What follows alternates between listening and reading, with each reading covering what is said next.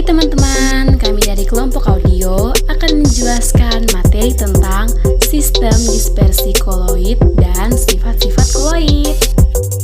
Mari teman-teman, kita simak penjelasan berikut. Oke, yang pertama, sistem dispersis koloid. Koloid merupakan sistem dispersis yang bersifat heterogen, tetapi stabil dan terlihat homogen.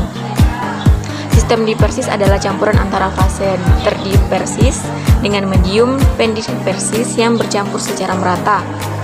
Nah, sistem dispersis ini dibedakan menjadi tiga, yaitu dispersis kasar atau suspensi, dispersis halus atau larutan, dan dispersis koloid.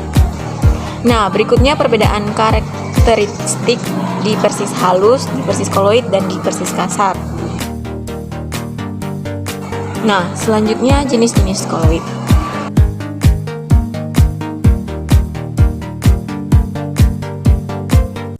Berikutnya, tipe-tipe koloid. Untuk yang pertama, koloid tipe sol. Koloid sol dapat dibedakan menjadi dua tipe, yaitu sol padat dan sol cair. Sol padat merupakan sistem koloid dengan fase terdispersi padat dalam medium pendispersi padat. Contoh sol padat antara lain kaca berwarna dan batu mulia. Sementara itu, sol cair merupakan sistem koloid dengan fase terdispersi padat dalam medium pendispersi cair. Contohnya, sol cair adalah cat kuku atau kuteks. Yang kedua, koloid tipe aerosol. Aerosol dibedakan menjadi dua tipe, yaitu aerosol padat dan aerosol cair.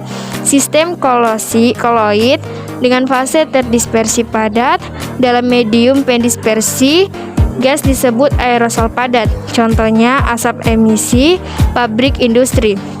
Yang ketiga, koloid tipe emulsi. Emulsi adalah sistem koloid yang tersusun atas fase terdispersi cair atau padat dalam medium pendispersi cair. Tipe koloid ini dibagi menjadi dua, yaitu emulsi cair dan padat.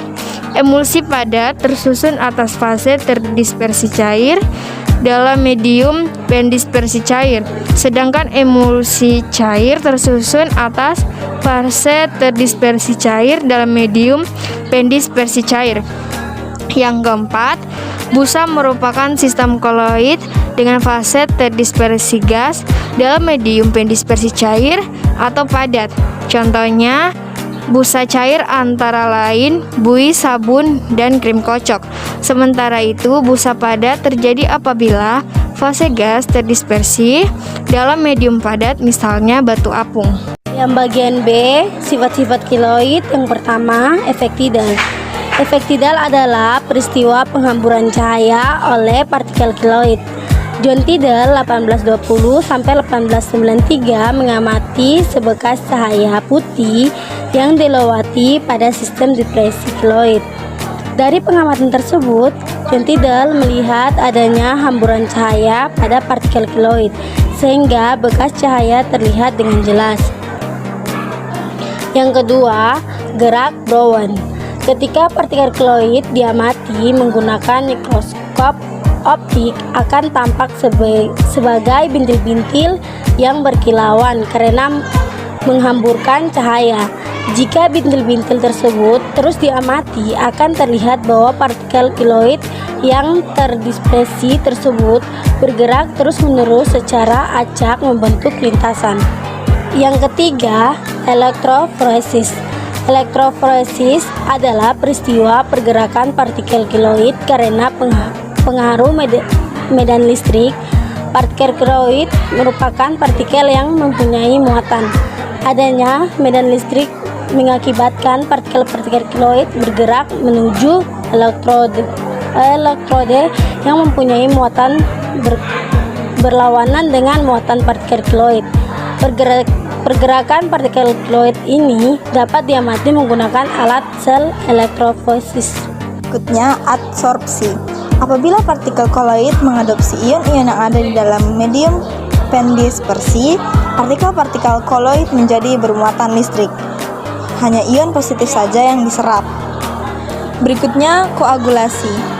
Koagulasi adalah peristiwa pengendapan partikel-partikel koloid sehingga fase terdispersi terpisah dari medium dispersinya. koagulasi itu kebalikan dari adsorpsi. Nah, hanya ion negatif saja yang diserap. Kemudian dialisis.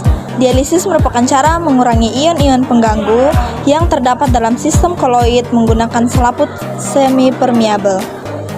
Dan yang terakhir yaitu koloid pelindung. Koloid pelindung adalah koloid yang dapat melindungi koloid lain agar tidak terjadi koagulasi. Berikut beberapa contoh penggunaan koloid pelindung. Yang pertama, lecitin. Lecitin merupakan koloid pelindung yang menstabilkan butiran-butiran halus air dalam margarin. Lalu gelatin. Gelatin merupakan koloid pelindung untuk mencegah terbentuknya kristal es dalam es krim. Lalu minyak silikon digunakan untuk melindungi campuran zat warna dan oksida logam dalam cat. Dan yang terakhir, kasein dalam susu mampu melindungi lemak atau minyak dalam medium cair. Koloid pelindung dalam emulasi disebut emulgator. Sekian penjelasan dari